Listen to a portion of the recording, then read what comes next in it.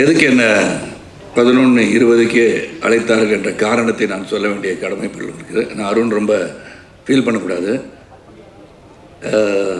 9 o'clock ஷார்ப்னோட எனக்கு வந்த ஒரு சின்ன இந்த 9னா 9 வந்துடுவேன், 9:20னா 9:20க்கு வந்துடுவேன், 10னா 10க்கு வந்துடுவேன். ஆனால் இன்றைக்கி என்ன போச்சுன்னா, ஒரு நல்ல காரியத்துக்கு 11:30 மணிக்கு என் மனைவியும் நானும் கையெழுத்திட வேண்டிய ஒரு சூழல் உருவாகிவிட்டது.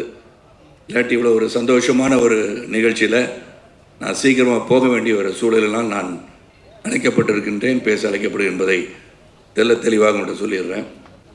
இல்லாட்டி நான் அந்த ஃபங்க்ஷன் இறுதி வரை இருக்கிறவன் தான். எந்த ஃபங்க்ஷன் போனாலும் அது என்னுடைய பத்திரிகை நண்பர்கள், அங்கேருந்து இங்கே வந்தவன் நான் என்பது உங்களுக்கு தெரியும்.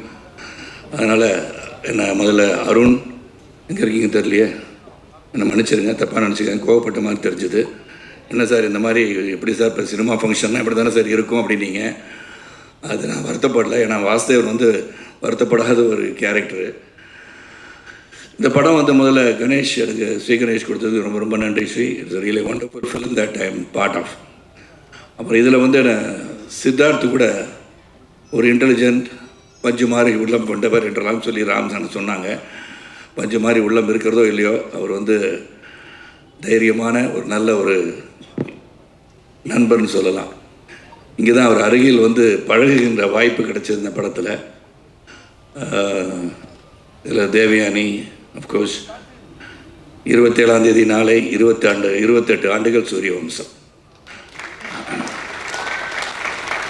It's so nostalgic to say that. நான் 28 வருஷம் ஒரு படம் கொண்டாடப்படுகிறப்பாங்க. யோகி பாபு டைலாக்ல இந்த படத்தை இதை பார்க்கும்போது சூரிய வம்சத்தை பார்த்த மாதிரியே இருக்குன்னு சொல்லும் போது இட்ஸ் ஸ்டில் ரெலவெண்ட்ன்றது ரொம்ப முக்கியம்.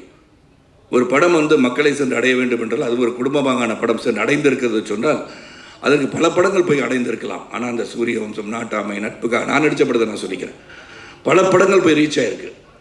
ஸோ ஒவ்வொரு கதையும் அந்த கதை மக்களுடன் ஒன்றிணைந்து இருக்கும்போது அது ஆண்டாண்டு காலமாக வாழ்ந்து கொண்டே இருக்கிறதுன்னு நான் சொல்லணும். அந்த விதத்தில் ஸ்ரீ கணேஷ் அந்த கதை சொல்லும் போது ஃபஸ்ட்டு எனக்கு நிறையா கேள்விகள்லாம் இருந்தது. ஏன்னா இங்கே எல்லாரும் பேசும்போது ஏழை, பணக்காரன், நடுத்தர வர்க்கம், வசதி படைத்தவர்கள் அனைவருக்கும் ஒரு கனவு வீடு என்று சொன்னார். உண்மைதான். ஆனால் அந்த வீடு எல்லாரையும் கட்ட முடியுமான்றது தெரியாது. அது கனவாகவே இருந்து மறைந்து விடுவார்கள். இது எப்படி எல்லாருக்குமே வீடு கட்டணும்னு ஆசை இருக்கா? ஏன்னா வேகமாக வளர்ந்து கொண்டிருக்கின்ற இந்த காலங்களில் வீடு இருந்தால் தான் என்ன, வாடகை வீட்டில் இருந்தானே, சொந்த வீட்டில் இருந்தானே, ஒரு வீடு இருக்குது, அது நிம்மதியாக வாழ்ந்தாலே போதுமே அப்படின்னு நினைக்கின்ற காலம் கூட உண்டு.